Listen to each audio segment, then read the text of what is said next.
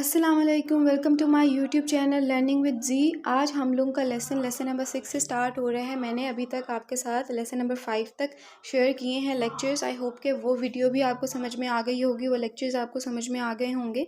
तो बेसिकली हम लोग वर्ल्ड इंग्लिशेस पढ़ रहे हैं। विल्चर यूनिवर्सिटी का ये कोर्स है, कोड ENG 506 है। तो आज का जो हमारा टॉपिक है वो वैरायटीज़ ऑफ इंग्लिश है, कि इसमें हम लोग देखेंगे कि और भी इंग्लिश की कितनी लैंग्वेजेस हैं जो क्रिएट होती हैं, जो बनती हैं, कितनी वैरायटीज़ हैं। ठीक है, तो इस टॉपिक में फर्स्ट टॉपिक है हमारे पास पिजन्स एंड क्रियोल्स का। तो सबसे पहले हम देख लेते हैं कि पिजन लैंग्वेज किसको कहते हैं। इसको कहा जाता है थर्ड डोमिनेंट लैंग्वेज।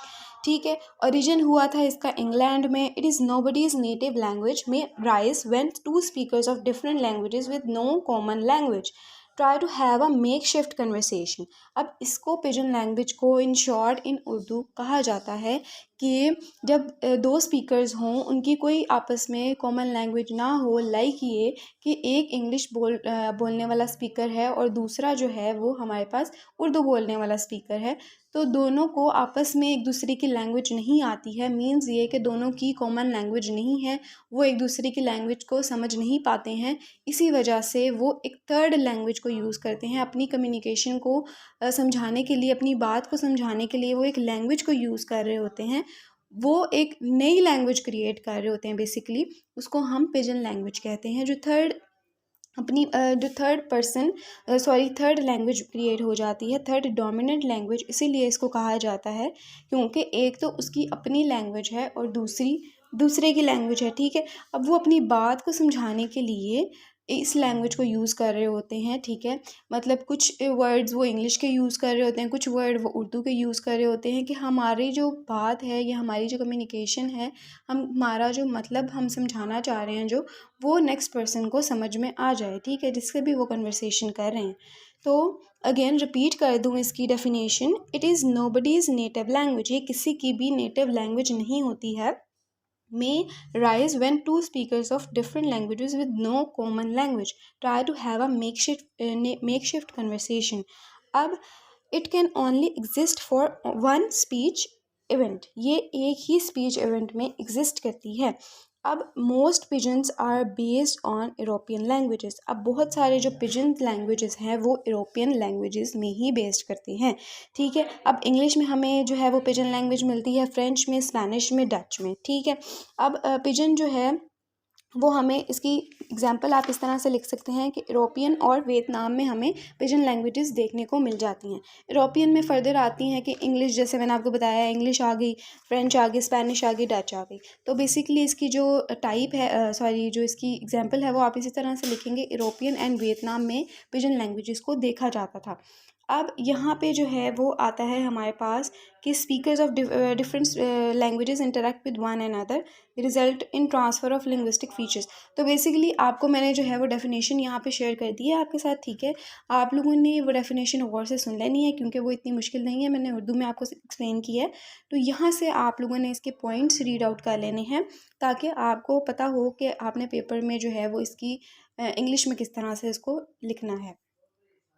अब आते हैं इसके प्रोसेस ऑफ पिजनाइजेशन की तरफ। इसका बैकग्राउंड है result of European colonization Indo Africa and Asia.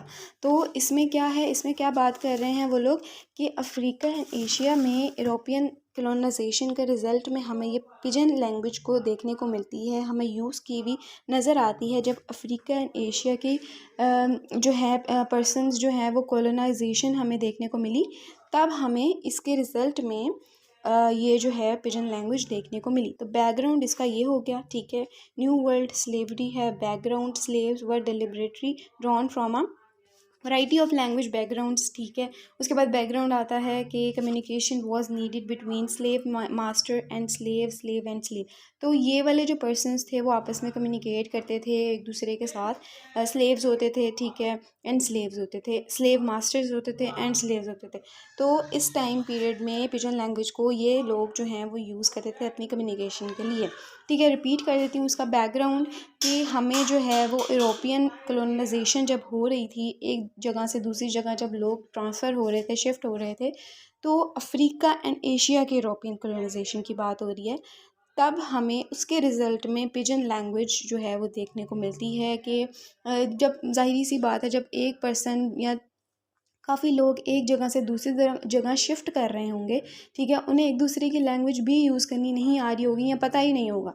जैसे ये कि हमें उर्दू बोल रहे हैं और हमने जो है ना वो अब अमेरिका में शिफ्ट करना है, तो हमें पता ही नहीं है कि इंग्लिश का जो एक्सेंट है अमेरिकन्स का वो किस तरह से है, ठीक है, क्योंकि यहाँ पे पाकिस्तान में नॉर्मल इंग्लिश बोली जाती है, वो इतनी जो है वो एक्सेंट के साथ नहीं बोली जाती है, हम एक्सेंट के साथ नहीं यूज़ करते, ठीक है। तो अब हमें वो है कॉमन लैंग्वेज नहीं बोलने आती है अमेरिका की। तो यही बात हो रही है कि जो लोग थे उस टाइम पीरियड के, वो उनको एक दूसरे की कॉमन लैंग्वेज बोलनी नहीं आती थी, तभी जो है वो एक दूसरे की बात, एक दूसरे को अपनी बात या कम्युनिकेट करने के लिए वो एक लैंग्वेज को यूज़ करते थे। वो लैंग्वेज जो थी वो पिजन लैंग्वेज थी, उसको उन्होंने पिजन लैंग्वेज का नाम दे दिया, ठीक है। Process of pidginization, the simplification of a language used by groups of speaker separated from each other by different languages.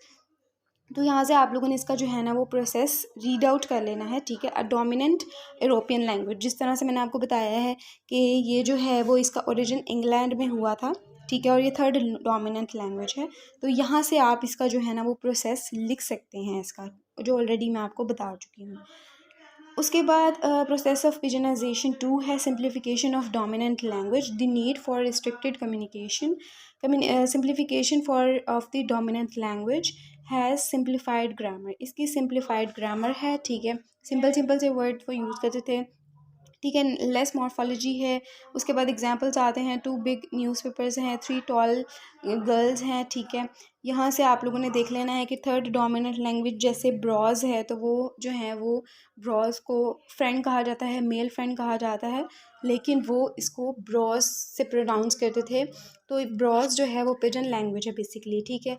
तो हम इसे जो है वो फ्रेंड या मेल के साथ जो है वो जानते हैं, ठीक है। अब शो है जैसे, तो वो शो यूज़ करते थे ये वर्ड, लेकिन इसको जो है वो टू कम टू अराइव कहा जाता है। इसी तरह से बहुत सारे जो आपको एग्जांपल्स हैं वो देखने को यहाँ पे मिल जाएंगी। आपने 4 से 5 जो एग्जांपल्स हैं वो आपने यहाँ से याद कर लेनी है, ठीक है, ताकि आप अपने पेपर के लिए उसमें लिख सको। अब फीचर्स ऑफ अ पिजन है, हैज़ नो नेटिव स्पीकर, जिस तरह से मैंने बताया है कि ये नेटिव स्पीकर्स जो हैं वो नेटिव लैंग्वेज नहीं होती है किसी की भी। Is no one's first language, ये किसी की फ़र्स्ट लैंग्वेज भी नहीं होती है। हैज़ अ लिमिटेड यूज़, बहुत कम लोग जो हैं वो इसे यूज़ कर रहे होते हैं, क्योंकि बहुत ऐसे नहीं होता कि मतलब आपको जिसकी लैंग्वेज नहीं आती आप उसके साथ कम्युनिकेट ही नहीं करते हो, ठीक है। लेकिन बहुत कम ऐसा होता है जिसके साथ आपको कम्युनिकेट करना पड़ जाता है एज अ बिज़नेस के लिए, एज अ ट्रेड के लिए, तो फिर आप इस लैंग्वेज को यूज़ करते हो। हैज़ सिंपल स्ट्रक्चर, अब इसका सिंपल स्ट्रक्चर है। हैज़ लिमिटेड फंक्शंस हमें इसमें देखने को मिलते हैं, ठीक है। No one speaks only a pidgin language, कोई भी इसे सिर्फ पिजन लैंग्वेज को नहीं बोलता है, ठीक है, उसकी अपनी लैंग्वेज भी होती है। वोकैबुलरी जो है वो इसकी लिमिटेड होती है, ग्रामर जो है वो इसकी लिमिटेड होती है। अब जैसे मैंने आपको बताया है, people use pigeon just for trade और बिजनेस, लोग जो हैं वो बिज़नेस के लिए और ट्रेड के लिए ही पिजन लैंग्वेज को यूज़ करते हैं। उसके बाद आता है प्रोसेस ऑफ क्रियोलाइजेशन। अब क्रियोल लैंग्वेज सबसे पहले देख लेते हैं, क्रियोल लैंग्वेज कहा किसको जाता है। It is a language that comes from a simplified version of another language. अब जो क्रियोल लैंग्वेज है वो बेसिकली वर्जन है, सिंपल वर्जन है एक और लैंग्वेज का, अनदर लैंग्वेज का, और द मिक्स ऑफ 2 और मोर लैंग्वेजेस। इसको हम ये भी कहा जा सकता है कि ये 2 या 2 से ज़्यादा लैंग्वेजेस का मिक्सचर है। तो जिस तरह से मैंने आपको बताया कि पिजन जो है वो हम खुद क्रिएट कर रहे होते हैं अपनी बात को समझाने के लिए, तो इसी तरह से जो क्रियोल है वो भी हम खुद क्रिएट कर रहे होते हैं 2 या 2 से ज़्यादा लैंग्वेजेस को मिक्स करके, ठीक है, एक दूसरे के साथ जो है ना वो मिक्स करके अपनी एक लैंग्वेज क्रिएट कर रहे होते हैं, उसको हम क्रियोल कहते हैं। तो प्रोसेस ऑफ क्रियोलाइजेशन है, evolve from a pidgin into a richer language, has native speakers, इसके नेटिव स्पीकर्स भी हो सकते हैं, ठीक है। The children learn the pidgin as their first language, origin of the term creole.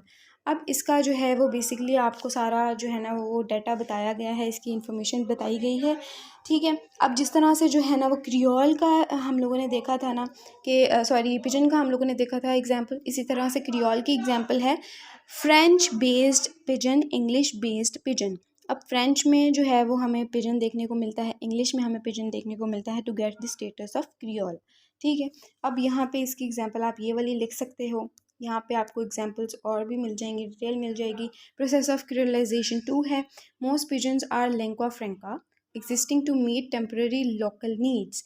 अब इसमें क्या कहा जाता है कि most pidgins are as a lingua franca. तो लिंगुआ फ्रैंका क्या होता है कि आप एक कॉमन लैंग्वेज जो आपकी सोसाइटी में आपके कल्चर में चल रही है आप उसको अडॉप्ट करते हो, लेकिन आपके जो स्पीकर की या आपकी अपनी जो है वो नेटिव लैंग्वेज डिफरेंट होती है। तो most pidgins are lingua franca, ठीक है। Pidgins are spoken by those who also use another language, if a pidgin is no longer needed it dies out.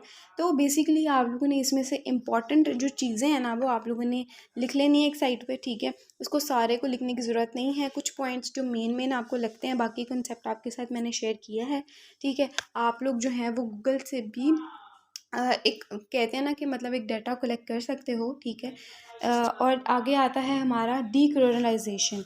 अब डीकोलोनाइजेशन क्या होता है कि when the speaker of creole avoid creole language, जब एक speaker है creole language वाला जो एक क्रियोल लैंग्वेज को यूज़ कर रहा है वो अपनी क्रियोल लैंग्वेज को अवॉइड करेगा, that is called the decolonisation, कि वो अपनी क्रियोल लैंग्वेज को ही अवॉइड कर रहा है, ठीक है। उसके बाद आते हैं हम हाइपर क्रियोलाइजेशन। हाइपर क्रियोलाइजेशन क्या होता है, avoid their own creole language is hyper creolisation. अब इसका भी मतलब यही है कि अपनी क्रियोल लैंग्वेज को अवॉइड करना, उसको हम हाइपर क्रियोलाइजेशन कहते हैं, ठीक है। जैसे हम क्या करते हैं, हम देखते हैं कि अक्सर टीवी वगैरह में या कोई ऐसा पर्सन जो फेक एक्सेंट या फेक लैंग्वेज को यूज़ कर रहा होता है, ठीक है। मतलब कि जैसे एक्टर्स वगैरह होते हैं तो वो उनकी नेटिव लैंग्वेज कुछ और होती है, ठीक है, वो किसी और जगह से जो है वो बिलोंग कर रहे होते हैं, लेकिन वो टीवी में या अपने शोज़ वगैरह में एक एक्सेंट यूज़ कर रहे होते हैं जो डिफरेंट होता है उनकी नेटिव लैंग्वेज से, ठीक है। वो अपनी स्टैंडर्ड लैंग्वेज को यानी कि यूज़ कर रहे होते हैं, ठीक है, अपनी नेटिव लैंग्वेज को जो है वो अवॉइड कर रहे होते हैं। तो वो जो है वो हाइपर क्रियोलाइजेशन को यूज़ कर रहे होते हैं, अपनी लैंग्वेज को वो अवॉइड करके दूसरी लैंग्वेज को यूज़ कर रहे होते हैं, ठीक है। आई होप कि यहाँ पे आप लोगों को समझ में आ गया होगा, ठीक है। अब आते हैं जियोग्राफिकल डिस्ट्रीब्यूशन पे। Distributed mainly in the equatorial belt around the world, found in places with direct और easy access to the oceans. तो यहाँ से आप लोगों ने इसको रीड आउट कर लेना है, ठीक है। इसमें जो है वो आई थिंक कि आपको कुछ भी समझाने की ज़रूरत नहीं है। आते हैं लेसन नंबर 7 की तरफ, pidgins and creoles theories of origin. Independent parallel development theory सबसे पहले आते हैं। अब अब इसमें जो है वो हमें 3 ग्रुप्स को डिवाइड किया गया है। थ्योरीज़ हैं हमारे पास 3 किस्म की, पॉलीजेनेसिस है, मोनोजेनेसिस है, यूनिवर्सल स्ट्रेटजीज़ है।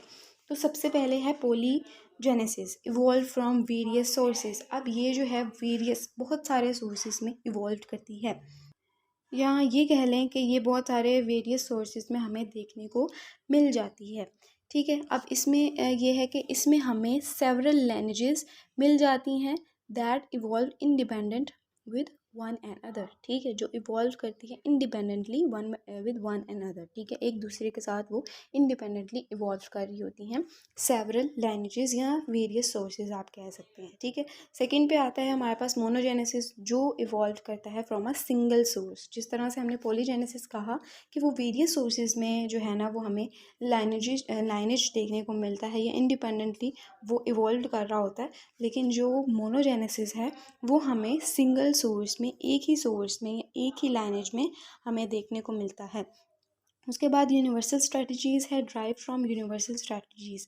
अब इसमें यूनिवर्सल क्या होता है, आप उर्दू में अगर याद कर लें कि इंटायर होल वर्ल्ड, ठीक है, होल इसमें हर चीज़ आ जाती है, पूरी दुनिया आ जाती है।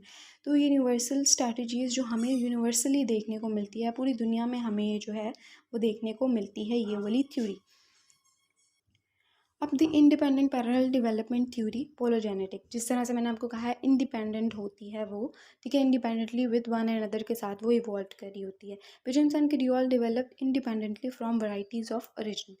तो ये हो गया। उसके बाद है न्यूट्रल जॉर्गन थ्योरी। अब इसमें क्या है, provides the idea that the lingua franca, ठीक है। अब ये हमें जो है वो आइडिया प्रोवाइड कर रही होती है बेसिकली लिंगुअल फ्रैंका का, जो पहले मैंने आपको बताया है कि लिंगुआ फ्रैंका क्या होता है, कि हम एक कॉमन लैंग्वेज को जो है वो अडॉप्ट कर रहे होते हैं और अपनी नेटिव लैंग्वेज को हम यूज़ नहीं कर रहे होते हैं, हम अवॉइड कर रहे होते हैं। हमारी जो लैंग्वेज है वो बेसिकली डिफरेंट होती है, डेवलप्ड एज अ लिंग्वा फ्रैंका, जिस तरह से यहाँ पे भी आपके नोट्स में लिखा है।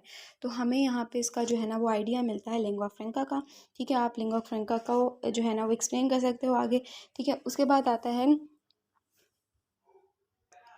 अब 17th सेंचुरी के जो सेलर्स थे, जो पर्सन्स थे, वो इस लैंग्वेज को यूज़ करते थे, न्यूटल जार्गन थ्योरी को वो यूज़ करते थे। ठीक है, ये एक तरह की लैंग्वेज ही होती है। ठीक है, अब इसके थ्रू 17th सेंचुरी में सेलर्स इसको यूज़ करते थे और इस लैंग्वेज से इन्फ्लुएंस होके हमें जो है वो न्यूटल जार्गन थ्योरी का आइडिया प्रोवाइड किया जाता है। ठीक है, इससे हमें इन्फ्लुएंस हुए और उससे हमें जो है ना वो न्यूटल थ्योरी या न्यूटल जार्गन थ्योरी की आइडिया प्रोवाइड हुआ, हमें जो है ना उसका आइडिया मिल गया। तो जार्गन जो है वो बेसिकली टू पर्सन्स होते हैं जो एक ही बिजनेस में या एक ही प्रोफेशन में काम करने वाले लोग होते हैं। उनको पता होता है कि हमने जो है ना वो एक ये कह लें कि कोड वर्डिंग वो यूज़ कर रहे होते हैं अपनी ना कन्वर्सेशन में। तो वो किसी थर्ड पर्सन के सामने अगर वो बैठे हैं और वो दो पर्सन्स जो हैं वो सेम प्रोफेशन के हैं और थर्ड जो पर्सन है वो डिफरेंट प्रोफेशन का है, तो वो उसके सामने इस ऐसी जो है वो सीक्रेट के साथ और ऐसी टॉप सीक्रेट, जैसे कहते हैं कि मतलब कोड वर्डिंग जो होती है उनकी, वो उसको यूज़ कर रहे होते हैं। ठीक है, कि उनको हमारी बात समझ ना लगे, वो इस लैंग्वेज को यूज़ कर रहे होते हैं, उसको हम जार्गन लैंग्वेज कहते हैं बेसिकली। तो न्यूटल जार्गन थ्योरी भी यही है कि हमारी जो नेटिव लैंग्वेज है वो डिफरेंट है, लेकिन हमने कॉमन लैंग्वेज को अडॉप्ट किया हुआ है। और मैंने ये भी बता दिया आपको कि 17th सेंचुरी के सेलर्स जो थे वो इसको यूज़ करते थे, जिससे इन्फ्लुएंस होकर हम लोगों ने इस लैंग्वेज को इस लैंग्वेज का या न्यूटल जार्गन थ्योरी का हमें कॉन्सेप्ट मिलता है या आइडिया मिलता है। अब है monogenesis theory, afrogenesis hypothesis. Polygenesis versus monogenesis. Polygenesis pidgins and creoles are European language based. अब यहाँ पे आपको सारी पॉइंट्स मिल जाएंगे जो ऑलरेडी हम लोग रीड आउट कर चुके हैं। मोनोजेनेसिस थ्योरी का मैंने आपको बता दिया है। ठीक है, जिसमें हमें जो है वो एक ही सोर्स मिलता है, एक ही सोर्स का लाइनेज मिलता है। ठीक है, और जो पोलीसेनेसिस है उसमें हमें वेरियस सोर्सेज मिलते हैं। तो यहाँ पे आप लोगों ने इसको रीड आउट कर लेना है। बेबी टॉक थ्योरी के ऊपर आते हैं, इसका ओरिजिन है सबसे पहले। ठीक है, बेबी अब ये मतलब नहीं है कि बेबी टॉक थ्योरी किसी वजह से इसका नाम जो है वो बेबी टॉक थ्योरी रखा गया है। ठीक है, अब it is considered as the earliest pidgin generation theory. इसको कंसीडर किया जाता है कि ये अर्लीस्ट सबसे पहले यूज़ होने वाली पिजन जनरेशन थ्योरी है। उसकी वजह से हम इसे बेबी टॉक थ्योरी कहते हैं, क्योंकि इसको फर्स्ट टाइम जो है वो अर्लीस्ट पिजन जनरेशन ने यूज़ किया था, या चिल्ड्रंस ने, अडल्ट ने इसको यूज़ किया था। ठीक है, consider the earliest pidgin generation theory. अब compares pidgin speakers to young children first learning to speak. अब सबसे पहले जो यंग चिल्ड्रन होते हैं वो इसी लैंग्वेज को यूज़ करना सीखते हैं। ठीक है, जैसे आपने देखा होगा कि छोटा बच्चा होता है वो नया नया बोलना सीखता है, तो उसे लैंग्वेज समझ में नहीं आ रही होती, तो वो एक लैंग्वेज क्रिएट कर रहा होता है। जिस तरह से मैंने आपको बताया कि पिजन लैंग्वेज है, एक प्रॉपर लैंग्वेज यूज़ नहीं की जा रही है, बोली जा रही, तो वो एक डिफरेंट लैंग्वेज क्रिएट हो रही है बच्चे से। ठीक है, वो नया बच्चा है वो टूटी फूटी जो वर्ड्स हैं ना वो इंग्लिश के बोलेगा, उर्दू के बोलेगा, तो that is called the pigeon. तो यही जो है वो हमारी बेबी टॉक थ्योरी भी है कि हमारे जो छोटे बच्चे हैं, चिल्ड्रंस हैं, अडल्ट हैं, जो नया नया बोलना सीख रहे होते हैं, तो वो इस थ्योरी को यूज़ कर रहे होते हैं। तो इस वजह से जो है इसका नाम बेबी टॉक थ्योरी है। अब है theory of relexification. Theory of relexification, all European language based pidgin derive from a single source. अब सारी जो लैंग्वेजेस हैं, यूरोपियन लैंग्वेजेस हैं, बेस्ड करती हैं पिजन पे और सिंगल सोर्स उनका ड्राइव होता है। अब a pidgin called Sabir theory of relexification. Sabir was use as a lingua franca by traders on trade routes. ठीक है, अब सेबर जो है वो पिजन लैंग्वेज जो है वो यूज़ की जाती है lingua franca में। ठीक है, इसमें भी आप लोगों ने जो है ना वो बेसिकली पिजन लैंग्वेज को ही डिस्कस करना है। ठीक है, अब रिलैक्सिफिकेशन क्या है? As a mechanism of language change. इसमें हमें मैकेनिज्म मिलता है लैंग्वेज चेंज का। ठीक है, अब one language is changes its vocabulary with the vocabulary of another language, not much change occurs in the relexified language grammar, process of relaxification. This pigeon was relaxified into pigeonized French, English and Spanish. Vocabulary was replaced, grammar remained intact, saber. अब basically इसमें आपने जो है ना वो pigeon को ही discuss करना है, ठीक है। तो इसी का ही नाम उन्होंने रख दिया हुआ है कि रिलैक्सिफिकेशन है। तो इसमें भी आप लोगों ने इसके पॉइंट्स जो है ना वो रीड आउट कर लेने हैं। अब है यूनिवर्सल प्रिंसिपल्स थ्योरी। इसमें क्या है, similar to baby talk theory. जिस तरह से मैंने आपको बताया है कि बेबी टॉक थ्योरी है, इसी तरह से यूनिवर्सल प्रिंसिपल्स थ्योरी भी है। presents the perspective of universal language behavior in contact situations. Evidence for the theory: all children go through the same stages of language mastery. अब यहाँ पे भी आप लोगों ने बेबी टॉक थ्योरी को ही आप इसमें भी लिख सकते हो क्योंकि ये सिमिलर है, ठीक है। इसमें आप लोगों ने जो है ना वो मोनोजेनेटिक एंड पॉलीजेनेटिक भी डिफाइन कर देना है इसमें, ठीक है। यहाँ पे जो आपको लगता है ना कि आपको कोई वर्ड है जो जाना पहचाना है, आपने याद किया हुआ है, तो वो उसकी एग्जांपल्स या उसकी डेफिनेशंस भी या उसकी जो है ना वो इन्फॉर्मेशन भी आप यहाँ पे प्रोवाइड कर सकते हो, ठीक है। वो कोई मसला नहीं होता है, ठीक है। उसके बाद आते हैं लेसन नंबर 8 की तरफ, pigeon and creole theories of origin. ये भी थ्योरीज का ही लेसन है। इसमें हमारे जो हैं लेक्सिस आते हैं, source, dominant language, the source of lexis usually a European language. The third dominant language is called the lexifier. अब डोमिनेंट लैंग्वेज जो है वो लेक्सीफायर होती है, जो स्ट्रॉन्ग लैंग्वेज है, जो हर कोई बोल रहा है। फॉर एग्जांपल इंग्लिश, ठीक है, जो हर कोई बोल रहा है, स्ट्रॉन्ग लैंग्वेज है आजकल के टाइम में, तो उसको हम लेक्सीफायर कहते हैं। पिजन लेक्सिस, ठीक है, is systematic uses rules move from simpler to more complicated, ठीक है। Rules of pidgin lexis, lengthy coding of concepts. अब यहाँ पे हमें जो है ना वो pidgin language again pidgin lexis मिलता है। लेक्सीफायर जिस तरह से मैंने कहा है कि आपको डोमिनेंट लैंग्वेज है, एग्जांपल यहाँ पे बताई गई है। बिलोंग है तो उसकी जो ग्रामर है, उसकी जो लिखने का स्टाइल है वो डिफरेंट है, ठीक है।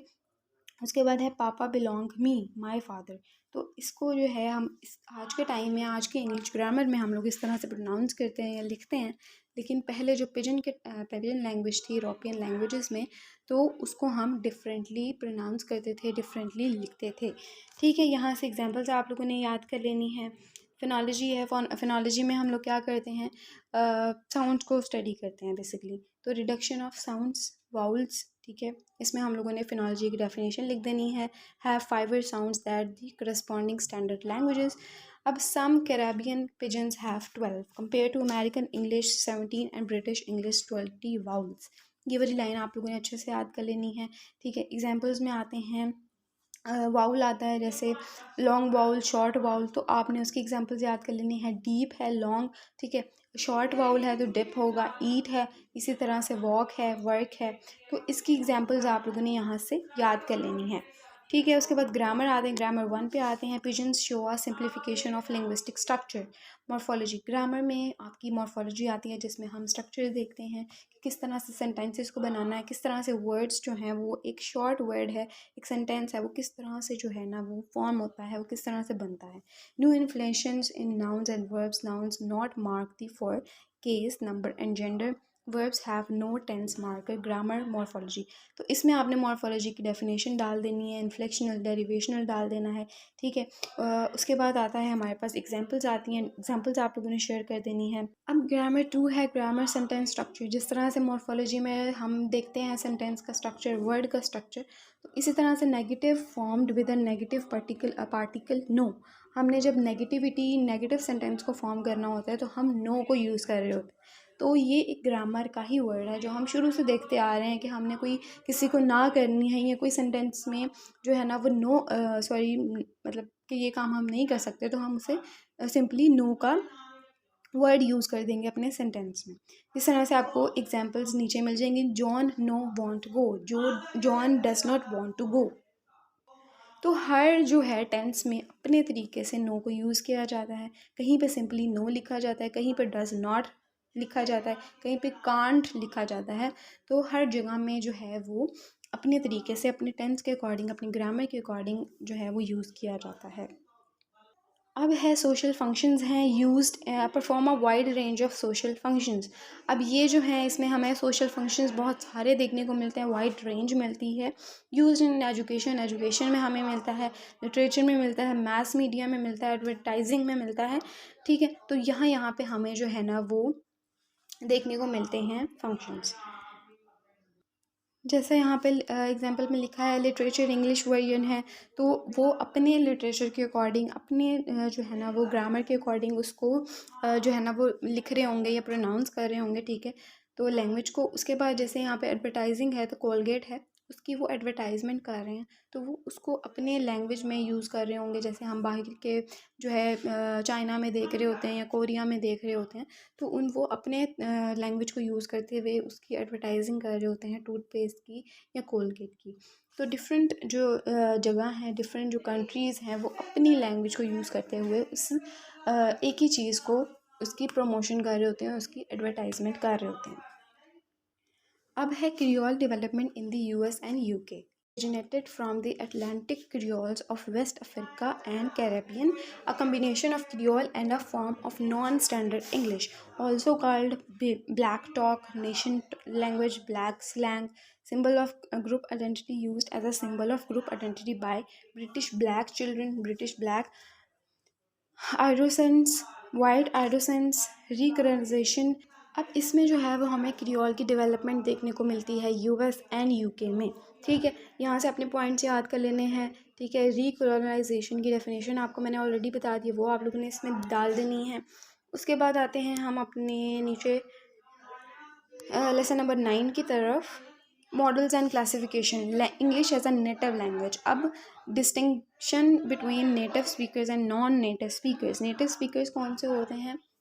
जो अपनी लैंग्वेज को यूज़ कर रहे होते हैं, जहाँ पे पूरा जो कल्चर है, जो पूरी सोसाइटी है, वो अपनी लैंग्वेज को यूज़ कर रहे होते हैं। नॉन नेटिव स्पीकर्स कौन है? जो अडॉप्ट कर रहे होते हैं किसी और लैंग्वेज को। ठीक है, non native speakers do not use it as a mother tongue or a first language. अब इंग्लिश को जो है वो मदर टंग या फर्स्ट लैंग्वेज के तौर पे यूज़ नहीं किया जाता। तो इंग्लिश जो है वो हमारी नेटिव लैंग्वेज कहीं पे है, कहीं पे नहीं भी है। ठीक है, क्योंकि जो हम अमेरिका वाली साइड पर चले जाएं, हम कनाडा में चले जाएं, तो हमें इंग्लिश ही मिलती है। लेकिन जो हमारी पाकिस्तान है, इंडिया है, वहाँ पे हमें जो है वो इस लैंग्वेज को, इंग्लिश लैंग्वेज को अडॉप्ट करना पड़ता है। वो हमारी मदर टंग नहीं होती, हमारी फर्स्ट लैंग्वेज नहीं होती है। ठीक है, उसके बाद आते हैं accents and lexicon are different from that of native speakers. हमें एक्सेंट्स जो हैं वो डिफरेंट मिलते हैं, लेक्सन्स डिफरेंट मिलते हैं नेटिव स्पीकर्स के। अब एक ही अगर नेटिव स्पीकर्स हैं, एक ही लैंग्वेज वो बोलते हैं, जैसे अमेरिका और कनाडा, ठीक है, वहाँ पे जो है जिस तरह से हम देखते हैं कि अमेरिका में एक्सेंट डिफरेंट है। बेशक उनकी लैंग्वेज इंग्लिश ही है, सेम नेटिव लैंग्वेज है, लेकिन उनके जो एक्सेंट होते हैं, उनके जो लेक्सिकन होते हैं, वो हमें डिफरेंट मिलते हैं। इसी तरह से हम कहते हैं कि अमेरिकन जो है वो एक्सेंट डिफरेंट है और कैनेडियन एक्सेंट जो है वो हमें डिफरेंट मिलता है। तो इसकी यहाँ पे आप लोग बात कर सकते हैं अमेरिका एंड कनाडा की। अब पॉइंट है native and non native English speakers. अब इसमें आप लोगों ने जो मैंने आपको ऑलरेडी बताया है वो आपने डाल देना, native speaker and non native speaker की definition, discrimination between native and non native speakers, और यहाँ पे डिफरेंस आप लोगों ने बेसिकली बताना है। ठीक है, इसमें हमें जो है ना एक्सेंट्स का डिफरेंस मिलता है, वोकैबुलरी का, सेंटेंस स्ट्रक्चर का डिफरेंस मिलता है। तो ईच एंड एवरीथिंग हमारी जो है वो डिफरेंट होती है। बाद में आप लोगों ने एग्जाम्पल में लिख देना है कनाडा की और अमेरिका की एग्जाम्पल यहाँ पे आप डाल सकते हो।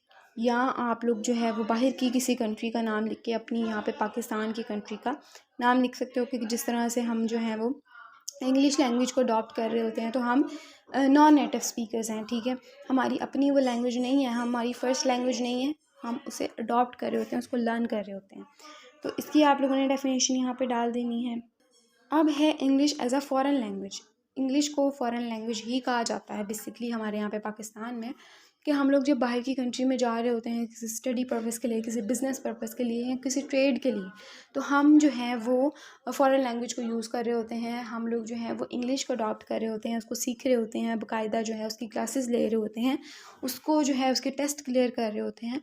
तो हम उसको सीखने के लिए, उसको बोलने के लिए, बाहर की कंट्री में जाने के लिए इस लैंग्वेज को यूज़ कर रहे होते हैं। तो इंग्लिश को हम फॉरेन लैंग्वेज भी कह सकते हैं, क्योंकि इसको हम लर्न कर रहे होते हैं, इसको हम अडॉप्ट कर रहे होते हैं। उसके बाद mid 20th century brought the realization that all English language learning situation were not the same. English language teaching, ELT. तो English as a second language is English as a foreign language, English को as a second language भी कह सकते हो और English को as a foreign language भी कहा जा सकता है। अब आता है हमारा topic English as a second language. English जो है वो हमारी सेकेंड लैंग्वेज है।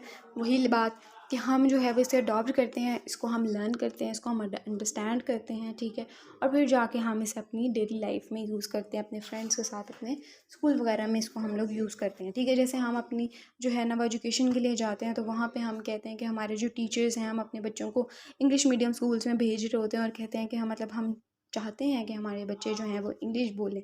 तो वो अपने स्कूल में जाके या जहाँ पे भी वो जा रहे हैं एजुकेशन सिस्टम में, इंस्टीट्यूशन में, तो वो वहाँ पे जाके अपनी लैंग्वेज को, इंग्लिश को जो है वो सीख रहे होते हैं, लर्न कर रहे होते हैं कि वो अडॉप्ट कर सकें, इसको यूज़ कर सकें, ठीक है। तो इंग्लिश जो है वो हमारी सेकेंड लैंग्वेज है जिसको हम अडॉप्ट करते हैं, जिसको हम लर्न करते हैं। उसके बाद social interactions also takes place in English. हम सोशल इंटरेक्शन करने के लिए इंग्लिश में बात करते हैं। हम जो है वो उर्दू स्पीकर्स हैं, तो हम किसी अमेरिकन आता है हमारे कंट्री में या हमारी घर में, तो हम जो है उसके साथ कम्युनिकेट करने के लिए, एक सोशल इंटरेक्शन करने के लिए हम इंग्लिश को यूज़ कर रहे होते हैं, ठीक है। ESL users study English with more interest. अब यहाँ पे कहा गया है कि जो इंग्लिश सेकेंड लैंग्वेज है उसके जो यूज़र्स हैं वो इंग्लिश को मोर इंटरेस्ट के साथ जो है ना वो स्टडी कर रहे होते हैं, क्योंकि जो वो मतलब वो चाहते हैं कि वो सीखें, इसी वजह से वो उनके अंदर इंटरेस्ट आ रहा होता है कि मतलब जो चीज़ आप करना चाहते हो उसी को आप इंटरेस्ट के साथ पढ़ रहे होते हो। तो यहाँ पे भी वही बात हो रही है। ESL situations evolved more intensive study of English. अब learners aim at developing proficiency in speaking. अब यहाँ पे आता है situation perceived as superior। तो यहाँ पे superior inferior का concept भी आप लिख सकते हो उर्दू और इंग्लिश लैंग्वेज का। मतलब ये कि आपके लिए ज़रूरी नहीं है कि आपके नोट्स में जो चीज़ें लिखी हुई हैं आपने उसी को याद करना है। आप नेट पे सर्च कर सकते हो, गूगल कर सकते हो, कुछ डाटा मैं आपको प्रोवाइड करती हूँ, ठीक है, आपको आपके साथ कॉन्सेप्ट शेयर करती हूँ। तो ज़रूरी नहीं होता कि आप वही चीज़ जो है नोट्स में अगर आपको टफ़ लग रही है तो आप उसी को याद करो, ठीक है, उसको याद करो, उसको समझो। ज़रूरी नहीं है, आपके पास अपना माइंड है, आपको ख़ुद भी पता होगा इस एज में आके, यूनिवर्सिटी के स्टूडेंट हो, तो आपको ख़ुद भी पता होगा कि किस तरह से मतलब कि है हमारे हर चीज़, जैसे मैं पता होता है इंसान को कि जैसे मैं अगर कहूँ कि इंग्लिश जो है वो आज के टाइम में सुपीरियर है और उर्दू जो है वो इन्फीरियर है, तो आप इसमें इसकी एग्जांपल इस तरह से भी डाल सकते हो अपने माइंड से सोच के कि क्या चीज़ हम इसमें ऐड कर सकते हैं, कौन सी इन्फॉर्मेशन है जो हम इसमें ऐड कर सकते हैं और मार्क्स गेन कर सकते हैं। तो ज़रूरी नहीं है कि जो चीज़ लिखी हुई है वही आप लिखो, आप अपने माइंड से भी यूज़ करके कुछ बात जो है वो कुछ इन्फॉर्मेशन शेयर कर सकते हो, बस ये होना चाहिए कि वो ठीक हो, एग्जैक्ट हो। अब English as a international language, अब इसकी शॉर्ट फॉर्म लिखी हुई है EIL। तो पेपर में अगर आपको EIL आता है तो आपने कंफ्यूज नहीं होना, इनकी फुल एब्रीवेशंस आप लोगों ने याद करनी है, ठीक है। अब IE refers to particular variety of English, Australian English, Singaporean English, Chinese English etcetera. तो यहाँ से आप लोगों को जो है ना वो इंटरनेशनल लैंग्वेज भी कहा जा सकता है इंग्लिश को, कि इंग्लिश जो है वो इंटरनेशनल लैंग्वेज है, क्योंकि हर कंट्री में जो है वो इंग्लिश बोली जाती है। ऑस्ट्रेलिया में, सिंगापुर में, चाइना में, ठीक है, हर जगह में हमें इंग्लिश मिल जाती है। इंग्लिश ऐसी लैंग्वेज है, does not refer to a particular variety of English, ठीक है। अब इसको हम लोगों ने याद कर लेना है कि ये एज अ सबसे पहले फॉरेन लैंग्वेज है, फिर सेकंड लैंग्वेज है, फिर उसके बाद इंटरनेशनल लैंग्वेज है। चलें जी, आज के लिए इतना ही। आप लोगों को अगर वीडियो पसंद आई हो, समझ में आई हो, तो आपने चैनल को सब्सक्राइब कर लेना है, लाइक कर देना है, कमेंट कर देना है और शेयर कर देना है अपने फ्रेंड्स के साथ। आज के लिए हम इतना ही रखते हैं, ठीक है। मिलते हैं अपनी नेक्स्ट वीडियोज़ में इंशाल्लाह। अल्लाह हाफ़िज़।